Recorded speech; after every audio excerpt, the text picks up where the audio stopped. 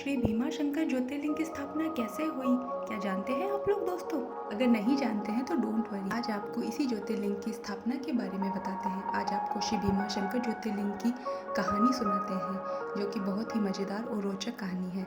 आशा है आप लोगों को ज़रूर पसंद आएगी। हर हर महादेव दोस्तों, भक्तों की नगरी में आप सभी का बहुत बहुत स्वागत है।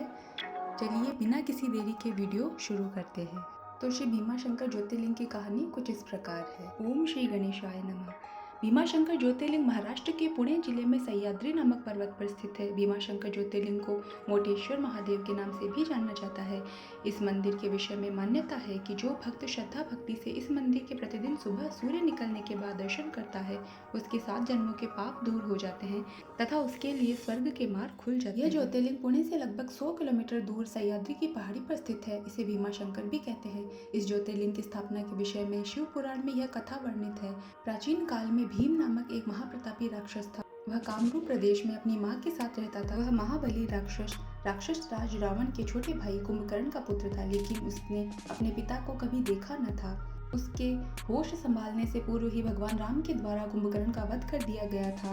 जब वह युवावस्था को प्राप्त हुआ तब उसकी माता ने उससे सारी बातें बताई। भगवान विष्णु के अवतार श्री रामचंद्र जी द्वारा अपने पिता के वध की बात सुनकर वह महाबली राक्षस अत्यंत संतप्त और क्रुद्ध हो उठा। अब वह निरंतर भगवान श्री हरि के वध का उपाय सोचने लगा। उसने अपने अभिष्ट की प्राप्ति के लिए 1000 वर्ष तक कठिन तपस्या की।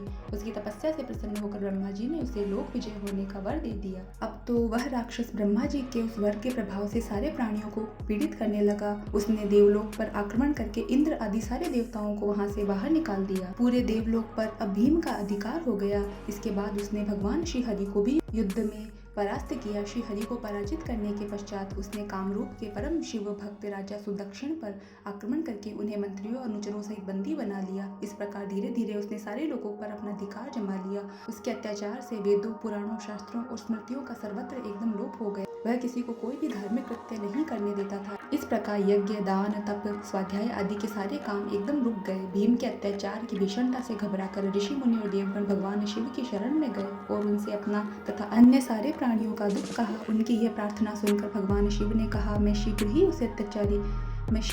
उस अत्याचारी राक्षस का संहार करूंगा। उसने मेरे प्रिय भक्त कामरूप नरेश सुदक्षिण को भी सेवकों सहित बंदी बना लिया है। वह अत्याचारी असुर अब और अधिक जीवित रहने का अधिकारी नहीं रह गया। भगवान शिव से यह आश्वासन पाकर ऋषि मुनि और देवगण अपने अपने स्थान को वापस लौट गए। इधर राक्षस भीम के बंदी गृह में पड़े हुए राजा सदक्षिण ने भगवान शिव का ध्यान किया। वे अपने सामने पार्थिव शिवलिंग रखकर अर्चना कर रहे थे। उन्हें ऐसा करते देख क्रोधोन्मत्त होकर राक्षस भीम ने अपनी तलवार से उस पार्थिव शिवलिंग पर प्रहार किया, किंतु उसकी तलवार का स्पर्श उस लिंग से हो भी नहीं पाया कि उसके भीतर से साक्षात शंकर जी वहां प्रकट हो गए। उन्होंने अपनी हुंकार मात्र से उस राक्षस को वहीं जलाकर भस्म कर दिया। भगवान शिव जी का यह अद्भुत कृत्य देखकर सारे ऋषि मुनि और देवतागण वहां एक होकर उनकी स्तुति करने लगे। उन लोगों ने भगवान शिव से प्रार्थना की कि महादेव, आप लोग कल्याणार्थ अब सदा के लिए यही निवास करें। यह क्षेत्र शास्त्रों में अपवित्र बताया गया है। आपके निवास से यह परम पवित्र पुण्य क्षेत्र बन जाएगा। भगवान शिव ने सबकी यह प्रार्थना स्वीकार कर ली। वहां ज्योतिर्लिंग के रूप में सदा के लिए निवास करने लगे। उनका यह ज्योतिर्लिंग भीमेश्वर के नाम से विख्यात हुआ। शिव पुराण में यह कथा पूरे विस्तार से दी गई है। इस ज्योतिर्लिंग की महिमा अमोघ है। इसके दर्शन का फल कभी व्यर्थ नहीं जाता। भक्तों की सभी मनोकामनाएं यहाँ आकर पूर्ण हो जाती है। ओम नमः पार्वती पतये, हर हर हर महादेव।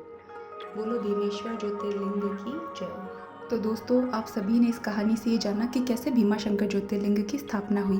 अगर आप लोगों को ये वीडियो थोड़ी सी भी पसंद आई हो तो प्लीज़ चैनल को सब्सक्राइब कर देना और वीडियो को लाइक ज़रूर से कर देना। और आप सभी अपने विचार कमेंट बॉक्स में ज़रूर बताइएगा कि आप लोगों को ये कहानी कैसी लगी।